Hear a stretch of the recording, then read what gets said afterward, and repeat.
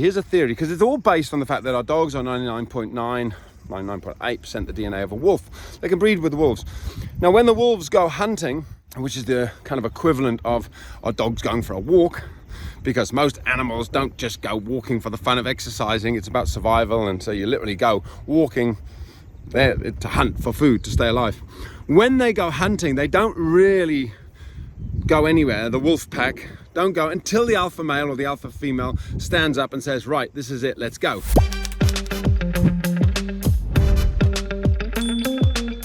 Hi there, Doggy Dan here, another edition of Pup Dates, and today I wanted to share with you a theory on something that really fascinates me about dogs. Having worked with thousands and thousands, the number of people who've said to me, oh, my dog pulls on the way out when we're walking them, but on the way home he's really good.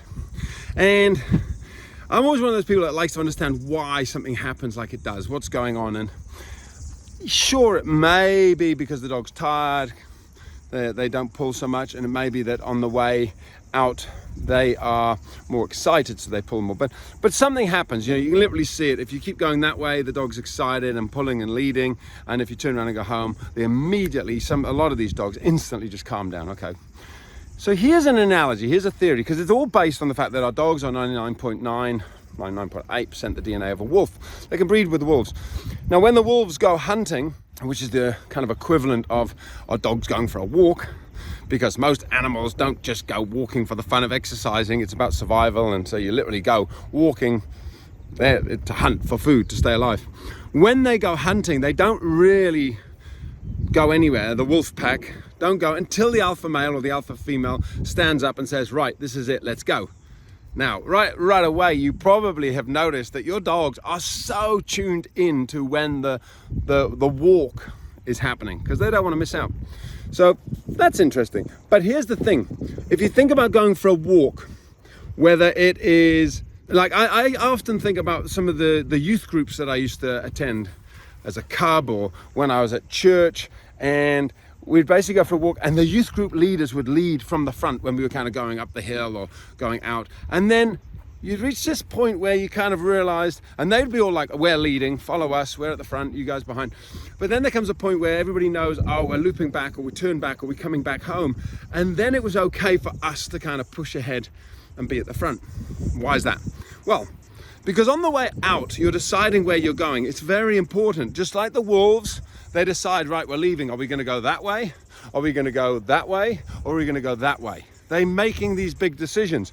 Once you get there and you make the kill as a wolf or as a youth group leader, you know, you reach the destination, then it's time to go turn around and go back home. There's not really that many big decisions to make, because you're just going straight home. Same as the wolves, they're just heading straight home. It's a bit like if one person gets in the driver's seat and says, I'll take you on a mystery journey, I'll drive there, you drive back.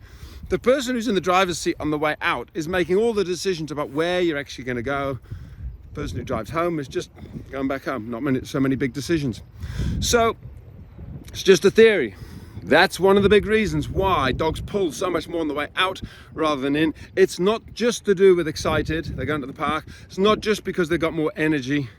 It's also to do with understanding the psychology of your dog and understanding that there is this thing going on about who's leading, who's following. I love the psychology of dogs. Anyway, hopefully some of you have found that interesting. It's a theory. When you understand it, when you see it in practice, it all comes together, and you go, yep, most of our dog's behaviors, a lot of them are actually to do with dog psychology rather than just the dog being excited and having a lot of energy. All right, that's Doggy Dan, another edition of Pup Dates. Take care, have a great day, bye-bye. This way, bunny, buddy. Come on, Moses, go on, Moses.